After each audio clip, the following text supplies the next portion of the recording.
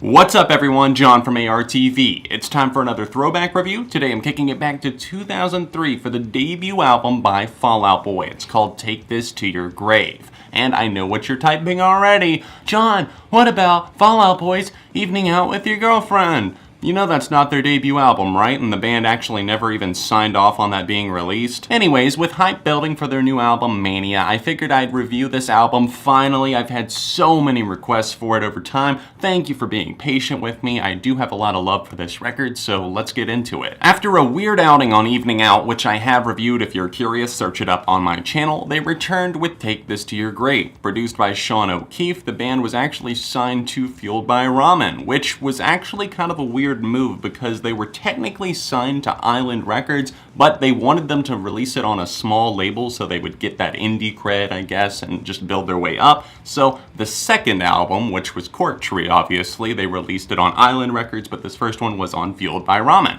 It has that obviously now just something that's considered an iconic cover, and it's the all blue, all the members sitting there, take this to your grave. It's the debut album, and an album that changed pop punk in a way. It changed the mindset and the attitude, and pop punk I think was looked to as just being fun and silly in a way, but they brought some obvious passion and charisma and fun to the table, but they also brought some more heavy-hitting lyrics, and Pete Wentz was just the face and the mind behind that. As you listen to this album, you really start to realize that this is an album that you want to play from start to finish. There's so many catchy moments in there, from the opening moment like Tell That Mick, he just made my list of things to do today. The shrill of the guitars there and the way that the drums start to pound in from Andy Hurley, just an epic proportion tune right there. And the way that it actually just kind of balances out with that guitar breakdown that you hear from the intro, then it comes back to the breakdown. It's all perfect. And throughout this record, I really feel like Patrick Stump just broke through as a vocalist, because on Evening Out, not exactly the best thing in the world. I mean, he was definitely talented, but here you can really see what a little bit of nice production and also him honing his craft can do for someone.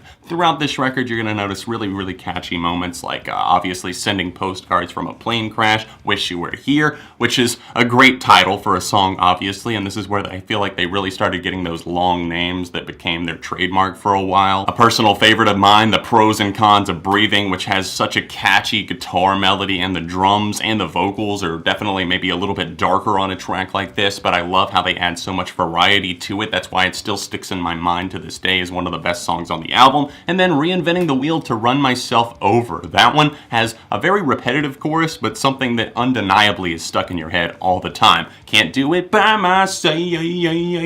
Chicago Is So 2 Years Ago is a very cool moment because obviously they sampled this later on their album Say Rock and Roll on the title track. They do the Until Your Breathing Stops Forever, Forever. And it's pitch shifted obviously and used in that song, but it's a callback obviously to Chicago Is So 2 Years Ago. And Stump sings on this one, there's a light on in Chicago. He's basically saying, I should be back there. I know that I've probably left this person high and dry. And this is, I guess, one of the more relationship-centric type tracks, and it's not exactly into specifics, but still, you can definitely feel the passion bleeding through on this cut. Grenade Jumper absolutely rips. I love the guitar velocity on this tune. It actually features Jeff Warren of Knockout, and that's not the only feature on this record, surprisingly. I think I myself tend to forget about it, and I know others do, but he's featured on this one. And then on Chicago, we have obviously Justin Pierre, formerly of Motion City Soundtrack. It's not a huge part to the track, it's more like backing vocals, more of a limited role, but still, there were features on Fall Out Boy's debut album. The songwriting is a huge way that Fall Out Boy made themselves stand out from their peers, and it's really just been a shame to watch it kind of go downhill the past few records whenever they were so strong right out the gate on their debut album, Tell That Mick.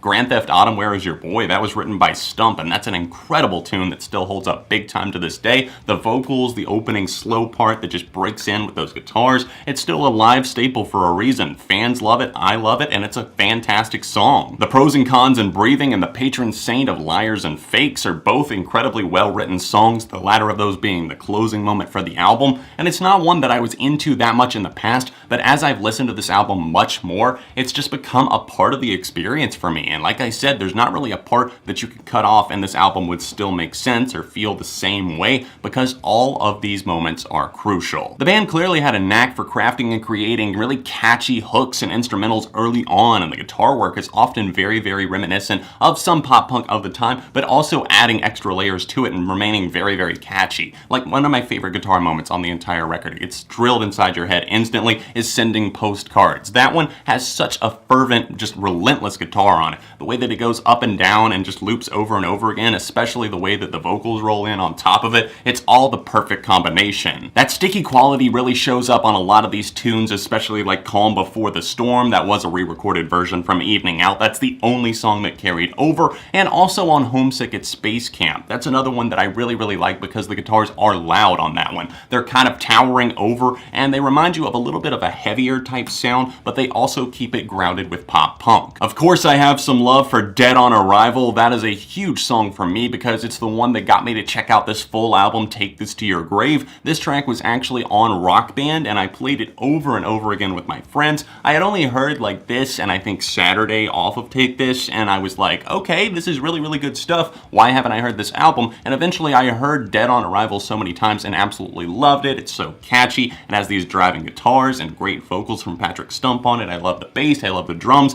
everything about it. I loved playing really every instrument on Rock Band to it. So obviously I was inclined to check out the record. And this is the song that made that happen for me. I went and bought the album and I couldn't be happier with the results of it. And obviously I haven't mentioned Saturday yet either. That's one that is still a huge live song for them. They pretty much always close on it. And I'm honestly not sure why. It's definitely not my favorite song on this album. It's not a bad song at all, but I don't think it was that successful that it still merits being the closer for every single show that they play. I mean, what about 16 Candles or something? In reality, Saturday is a good song. It's just not up to par with some of the other great moments on this record that I think could have been bigger hits for them, especially whenever it came out in 2003. This is a great album that did define pop punk for a generation to come. People look to Fall Out Boy now as huge inspirations, and though the band has changed to much more of a pop and commercially friendly sound, I will never forget these early days, the pre-hiatus ones. 2003 to 2008, those were the glory days for Fall Out Boy. They had 4 great records come out during those years, and